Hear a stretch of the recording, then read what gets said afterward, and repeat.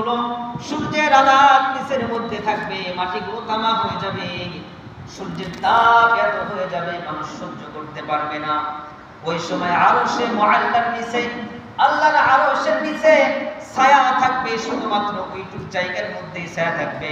আল্লাহ পাক রব্বুল আলামিনের প্রিয় রাসূল মুহাম্মদুর রাসূলুল্লাহ সাল্লাল্লাহু আলাইহি ওয়াসাল্লাম তিনি বলেন, মুমিন আর মুত্তাকিদের ওই হাসরের ময়দানে আরশের নিচে ছায়া দান করে দিবে। সুবহানাল্লাহ।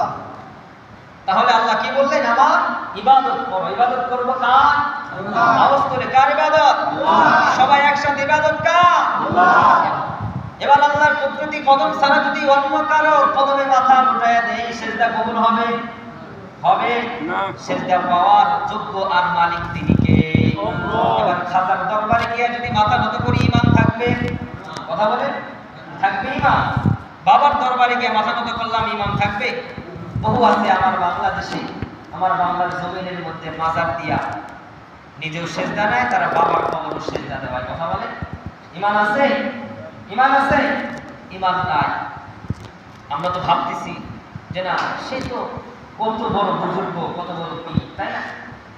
নবী সাল্লাল্লাহু আলাইহি ওয়াসাল্লামের কাছে একজন মহিলা সাহাবী এসেছেন, এসে বলতেছেন, ইয়া রাসূলুল্লাহ, ইয়া হাবিবাল্লাহ, আমরা তো কিতাবের মধ্যে পেয়েছি, মুরব্বিদের কাছে শুনেছি, আগে অনেক পয়গম্বরদেরকে তার মুরিদরা, পয়গম্বরদের উম্মতরা তাদেরকে সিজদা করত, তাদের কদম বুসি করত।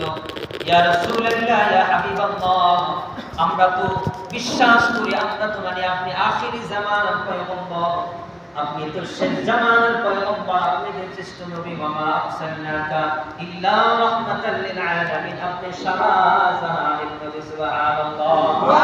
ইয়া রাসূলুল্লাহ, ইয়া হাবিবাল্লাহ, আপনি ইহকালের নবী, পরকালের নবী, মোট কথা হলো আপনি সমস্ত নবীদের নবী, ইমামুল মুরসালিন।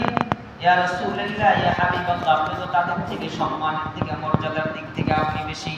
তারা যদি তাদের উম্মতদের কাছ থেকে সিজদা নিতে পারে, আপনি কেন নিচ্ছেন না? তখন রাহমাতুল লিল আলামিন জানিয়ে দিলেন, আল্লাহর কুদরতি কদম ছাড়া অন্য কারো কদমে সিজদা দেওয়া যাবে না।